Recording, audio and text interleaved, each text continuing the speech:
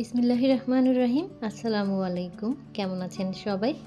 Bangladeshi blogger লিপি channel থেকে আমি লিপি আছি আপনাদের সাথে।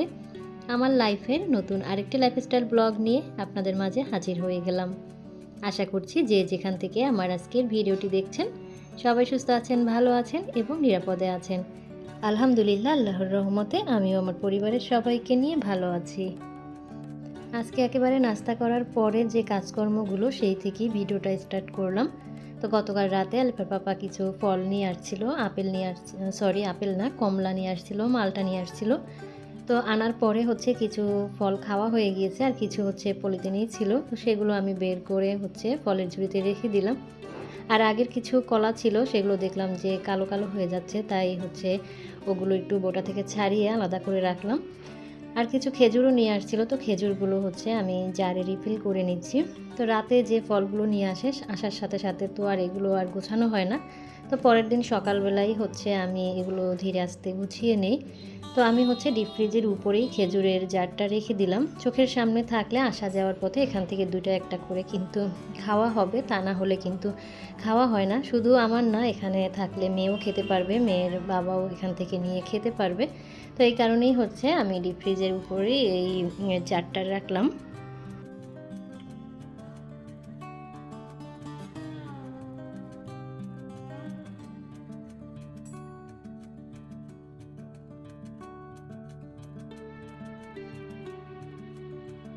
তো ফল তো এনেছে, সেই সাথে আরও কিছু জামও নিয়ে আসছিল। তো জামগুলো নিয়ে আসার সাথে সাথে আমি পলি ব্যাগে করেই নর্মাল ফ্রিজে রেখে দিয়েছিলাম।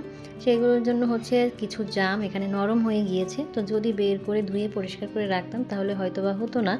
তো জাম নিয়ে আসলে কিন্তু এরকমের দুই একটা আর কি নষ্টতা পাওয়াই যায়। তো একটু বেশি নরম হয়ে গিয়েছে, আমি যে সঙ্গে সঙ্গে রাখি নাই ঢেলে, সেই কারণে আসলে ও রাতের বেলা আসার পরে আমার আর কোনো কিছু করতেই আর ভালো লাগে না। তো যদি মাছের বাজার করে নিয়ে আসে সেগুলোও আমি ওভাবে ডিপ ফ্রিজে রেখে দিই, বা যদি কাঁচা বাজার নিয়ে আসে সেগুলো ওভাবে রেখে দিই, পরের দিন সকালবেলায় আর কি গুছাই।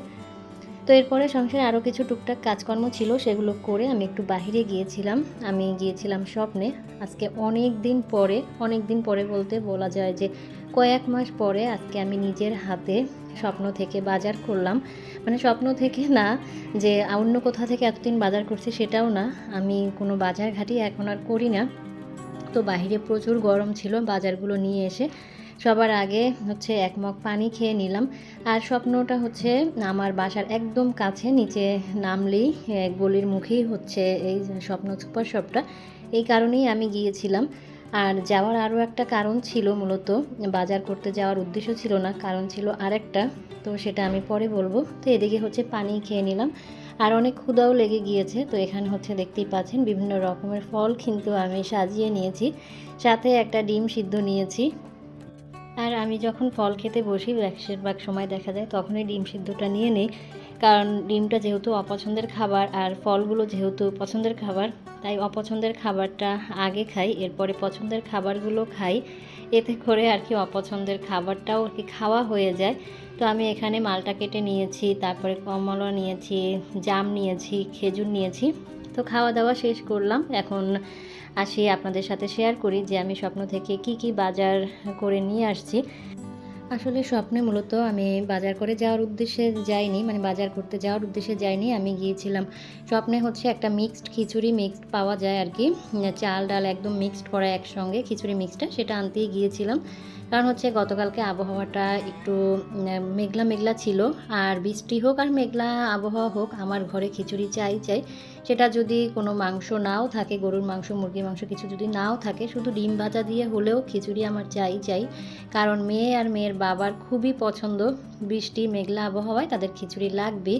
তো গতকালকে একটু মেঘলা আবহাওয়া ছিল, বৃষ্টিও ছিল। তো আমি খিচুড়ি রান্না করি নাই।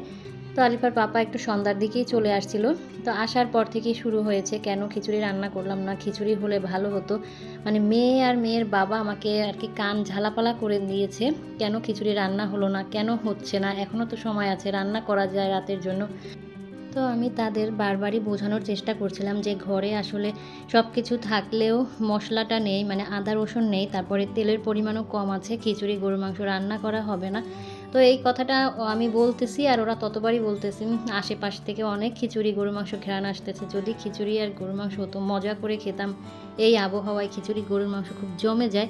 মানে বাবা মেয়ে এভাবেই বলতেছে। এটা করতে করতে একদম 9:30 বেজে গিয়েছে। তখন হচ্ছে আমার একটা পার্সেল ছিল অর্ডারের, তো সেটার জন্য ডেলিভারি বয় আসছে। তো আমি আলিফার পাপাকে বললাম তুমি যাও একটু নিচে গিয়ে পার্সেলটা রেখে আসো। তো পার্সেল দিতে হচ্ছে মেয়ের বাবা দুজনেই গিয়েছে। গিয়ে সে হচ্ছে তেল নিয়ে আসছে আর ছোট ছোট যে মশলার প্যাকেট আছে, যে গরম মশলা পাওয়া যায়, এলাচ, দারচিনি, লং, জিরা, মনে হয় 5 টাকা করে প্যাকেট। তো সেই প্যাকেট কয়েকটা নিয়ে আসছে। তো ও ভাবছিল হয়তো বা ওই মশলা নেই, তো এনে বলতেছে যে মশলা এনেছি।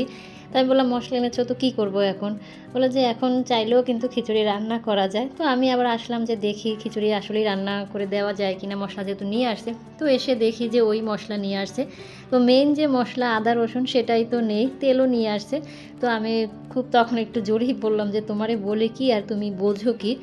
তো যাই হোক ওইভাবে করেই হচ্ছে ওই দিনের রাতটা গেল, আর খিচুড়ি আর গরুর মাংস খাওয়া হলো না।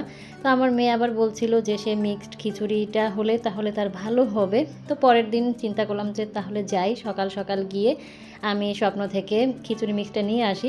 তো ভাবলাম যেহেতু খিচুড়ি মিক্সটা আনতেই যাচ্ছি, সাথে আরও কিছু প্রয়োজনীয় বাজার করে নিয়ে আসি, বিশেষ করে কিছু মশলাপাতি দরকার ছিল। তো সেগুলো নিয়ে আসছি। মেয়ের যেহেতু স্কুল খুলেছে, ওকে তো টিফিনে না দিতেই হয়, আর আমার তো বাইরে যাওয়াই হয় না এখন, বাজারঘাট সব কিছু আলিফার পাপাই করে। তো নিজের হাতে বাজার করতে পেরে অনেক শান্তি লাগছিল। নিজের হাতে বাজার করতে আমার খুব ভালো লাগে। তো আমার মতো কে কে আছেন যারা নিজের হাতে বাজার করতে পছন্দ করেন? নিজের হাতে বাজার করলে হয় কি, দেখে শুনে বুঝে শুনে আমার কী কী লাগবে না লাগবে তো সেগুলো কেনা যায়।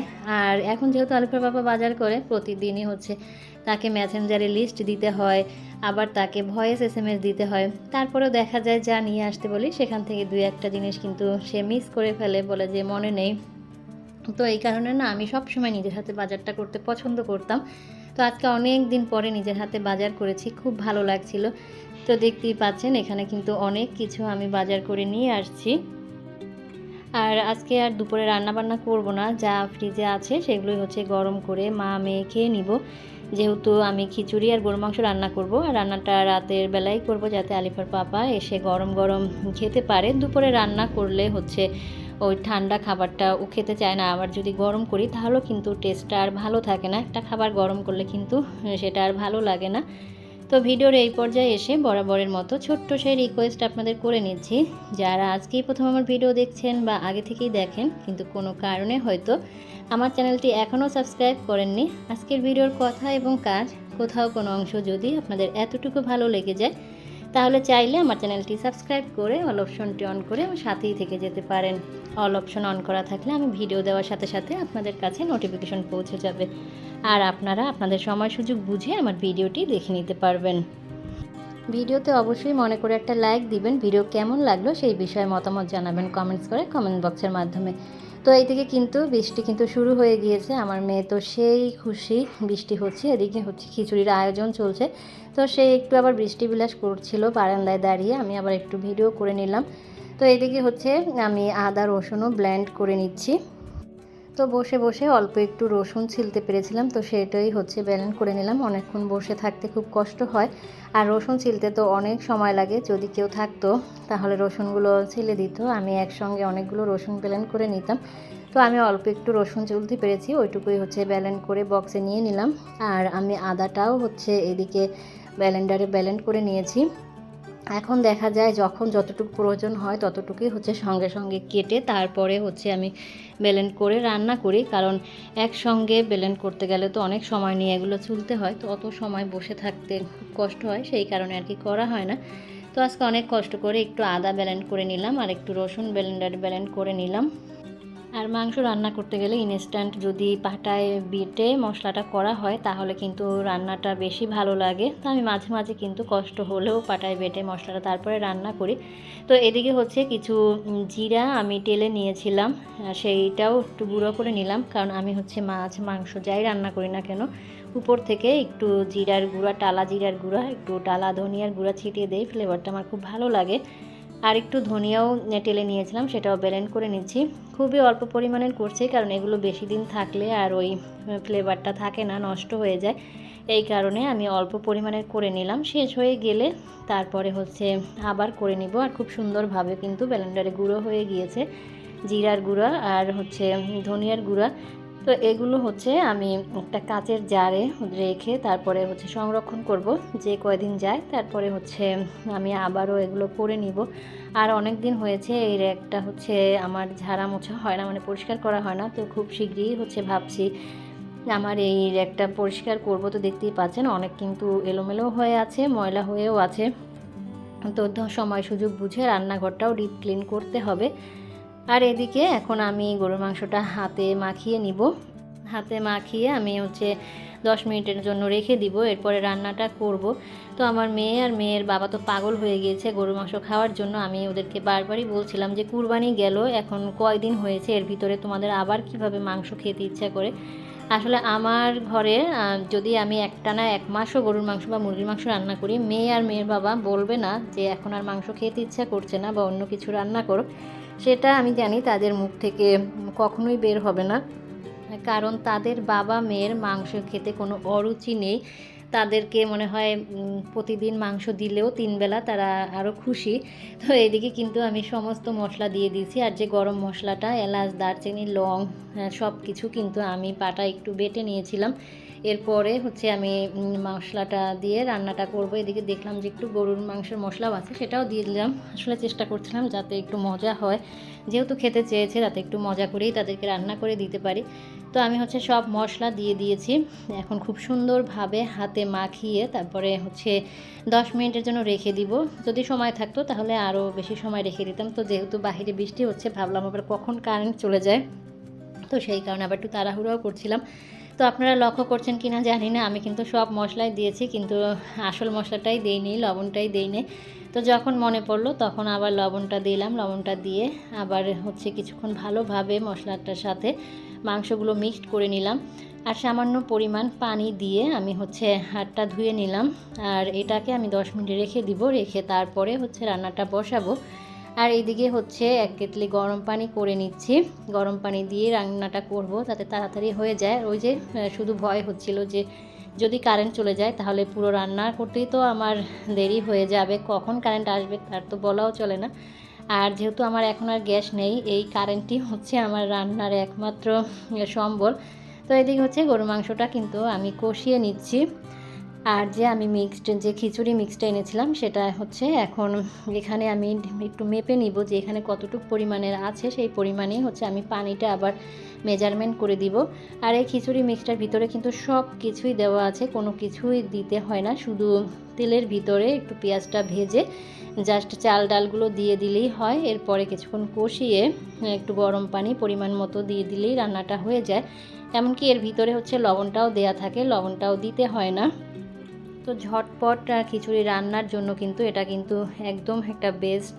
তো এটা হচ্ছে খেতেও অনেক মজা লাগে, তবে একটু ঝরঝরা যদি রান্না করতে যায় তাহলে চালটা একটু সিদ্ধ হয়ে যায়, ডালটা একটু ত্বক সিদ্ধ হয় না, কারণ যেহেতু মুগ ডাল দেওয়া। তো ঝরঝরা খেতে গেলে ডালটা একটু শক্ত শক্ত পাওয়া যায়, আর যদি একটু নরম করে রান্না করা হয় তাহলে ডালটাও সিদ্ধ হয়ে যায়, আর একদম চালের সমপরিমাণে ডালটাও সিদ্ধ হয়ে যায়।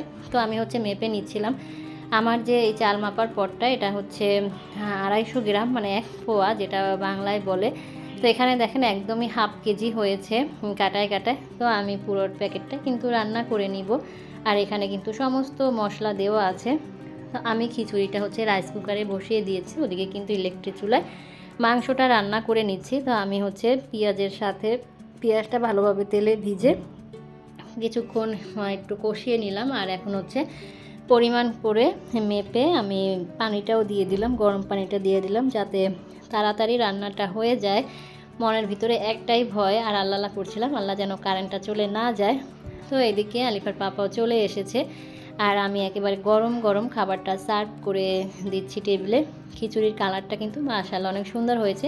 এখানে কিন্তু কোনো মশলা আমি আর অ্যাড করি নাই। শসা সালাদ কেটে নিয়েছি, পেঁয়াজ কাঁচামরিচ সাথে, কারণ আলিফার বাবা হচ্ছে স্যালাডটা মাখিয়ে খেতে বেশি পছন্দ করে। লেবু কেটে নিয়েছি, আর বাবা মেয়ের জন্য ছোট্ট একটা মোজো নিয়ে আসছিল। তাদের আবার এসব খাবারের সাথে একটু কোল্ড ড্রিঙ্কস না হলে চলেই না। তো দেখতেই পাচ্ছেন খিচুড়িটা মাশাআল্লাহ কত সুন্দর হয়েছে, আর গরুর মাংসের কালারটাও কিন্তু সেই হয়েছে, খেতেও অনেক মজা হয়েছিল। তো আজকে এই রাতের খাবার দাবার থেকেই আপনাদের কাছ থেকে বিদায় নিয়ে নিচ্ছি। সবাই সুস্থ থাকবেন, ভালো থাকবেন। দেখা হবে নেক্সট ভিডিওতে। আল্লাহ হাফেজ, আসসালামু আলাইকুম।